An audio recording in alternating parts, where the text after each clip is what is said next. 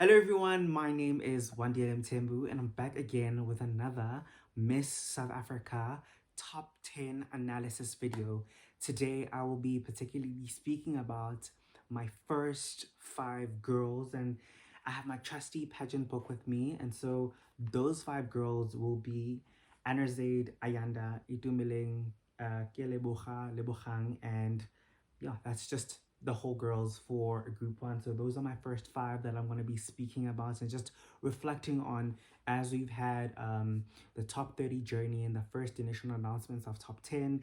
And yeah, now as everything is happening during pageant week, just some reflections on them before they actually hit the stage. So yeah, I'm also just glad to be back on YouTube making more YouTube videos. You guys, I have been so impressed by the Miss South Africa 2022 class, and I think they are truly out of this world. They are truly next level, and every single one of them is worthy and deserving of at least a title or at least the honor of representing our country on the international stage. But only one lady can win, and I'm so excited to see who that lady will be this coming Saturday. I am just in my feels. Like, I feel like I'm vibrating high on behalf of these ladies because they're all so phenomenal. They all have so much to offer and they all bring so much to the table. I am even in my night jammies. I am making this video because I'm just like, I've been gone for way too long to not say anything about this finale week. So yeah, without further ado, let me start first with my first girl, Annerzeid, or Anna Omar.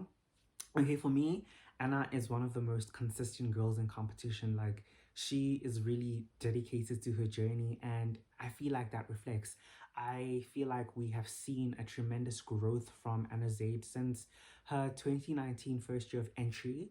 She was a top 15 finalist or semi-finalist for that year, and I feel like Anna Zaid came back with a new sense of energy, a new sense of self, and it definitely shows. It shows in her presentation, it shows in her putting her best foot forward for every single aspect of competition. And I also mean this in the best way because she's usually one of the first girls to actually post Miss South Africa related content on her Instagram feed, and I feel like that shows a level of hard work and consistency in competition that is applying as the journey unravels or progresses.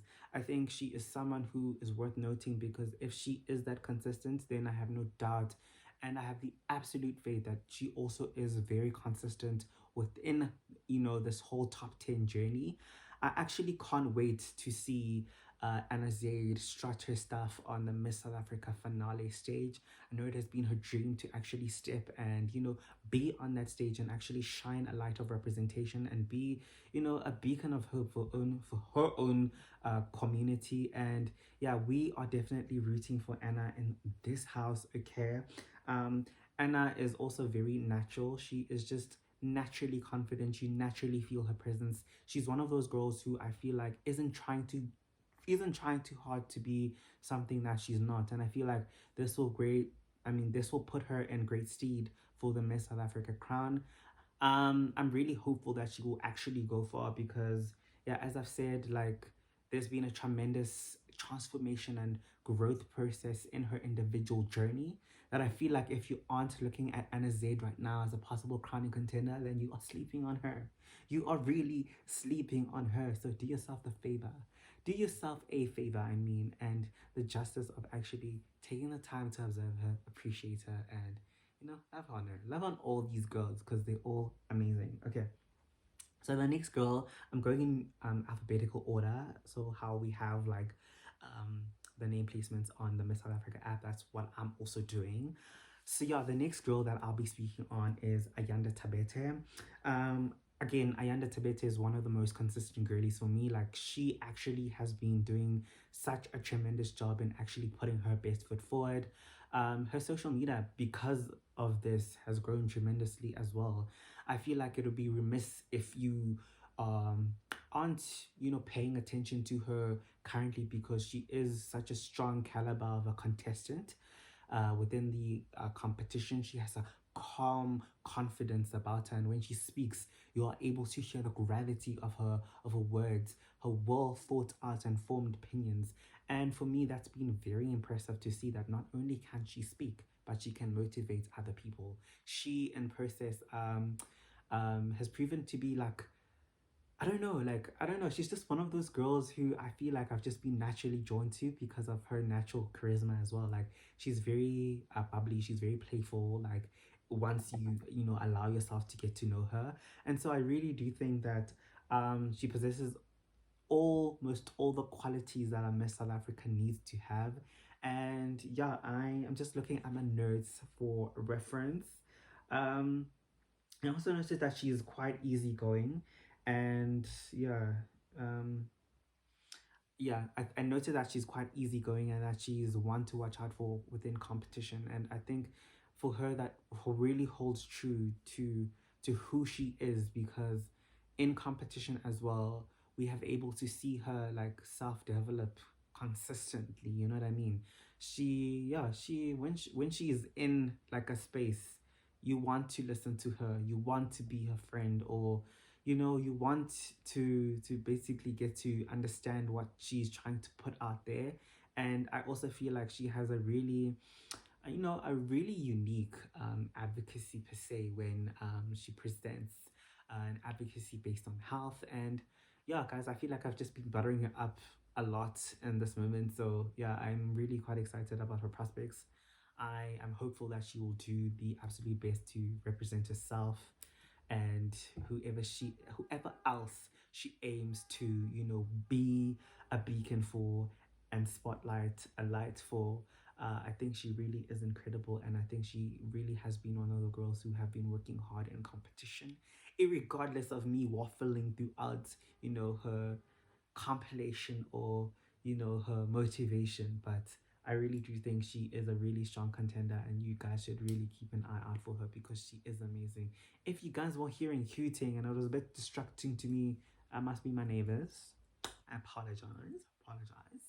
But anyway, my next girl that I'm going to be speaking about is Itumeleng Parache. Itumeleng Parache is one of the most hardworking individuals in competition for me right now as we speak. I was particularly impressed with her advocacy project and the work that she's done to sort of like advance it.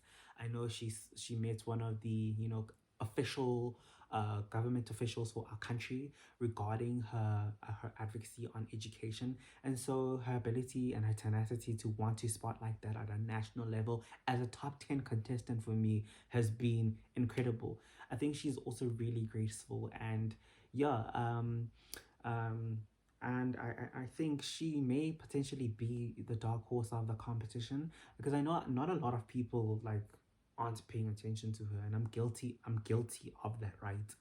I take cognizance and awareness around this, but there's no denying the kind of quality and caliber of her candidacy for the Miss South Africa crown. I do think she is very much on brand for Miss SA, and I do think that Miss South Africa would take pleasure with working with her throughout like throughout the year basically of this coming year 2022 2023. Yeah, yeah, I love Itumeleng. Itumeleng is amazing, and she also seems super laid back. So that's quite, a, a unique characteristic or attributes that I like to see in people. Yeah, a sense of a sense of effortlessness. Um, my next girl is Kela Bohan. Kela Bohan is definitely one of the most fun girls in competition, and this is undeniably so because she has such a bubbly personality. You literally can't feel um like you are left happy when you are in her presence. Like you can't not feel happy. That's what I wanted to say.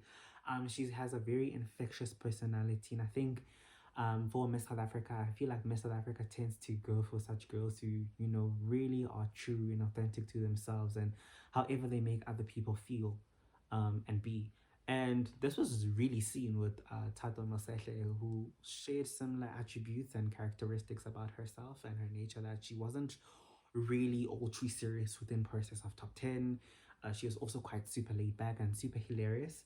I feel like the same can be said about Kela. I think she is really one of the girls who, if you are in her presence, you immediately feel lighter because she has something that will probably make you laugh. And that is an amazing quality to have because that actually means you're relatable to a bunch of people. Um, so yeah, I also think she's very dynamic as an individual, and I really do think that Miss SA possibly, quite literally, would advance her to a top 5 and maybe even work for her for maybe even work with her for certain projects in future. Yeah, I'm really hopeful about her prospects as well because yeah, she comes across as being quite amazing. So yeah, I am not putting anything against anyone as of the moment. I am literally just here to sing these praises for these girls because we have an amazing top 10 this year, and I am excited. I'm excited. Okay, so my last girl for group one is Lebogang Mahlangu. Lebogang Mahlangu is a returnee and she is a huge fan favorite amongst pageant fans. She comes back with a lot of experience, and I think this previous experience is definitely helping and leveraging her current Miss SA top 10 journey. I do think that she came back with a sense of renewed energy. You definitely can feel that she is hungry for the crown and she is actually fighting for it. I've been so impressed lately with Lebo through her Instagram advocacy campaign where she basically spotlights has different sets of panel discussions with some pretty talented people from around this country. And yeah, I think she's working incredibly hard at really proving her worth in the competition and actually stepping up and rising to the occasion. As we've seen in the past, uh, previous returnees tended not to do well in competition. I don't think Lebo has a lot to worry about in terms of this case because she has been working consistently well, in my observation, for her top 10 journey. Yeah, I think Lebo really does stand a great chance at being placed into top 5 again and possibly even winning Miss South Africa because she already has an understanding of what Miss South Africa is looking for and how it changes dynamically every single year. I'm not saying that she's trying to fit the mold for this current cohort, but I do think that, once again, her leveraged prior competing experience is speaking for her within the moment. And she definitely also just seems more in tune and intuitive with what she's doing. And I hope that's working. She's definitely one of the standouts in competition. So I really also am super hopeful that Label will make it far into competition. And so that brings me to the end of my analysis of my first 5 girls. Annerzeid, Ayanda, Kela, Itumeleng, and Louvre. I really am really excited for all these ladies. I know that a lot of them will surprise us during the final night in competition, and I have my expectations on a high because it is finale week, and I really am super excited to see what they all do and bring to the table in this.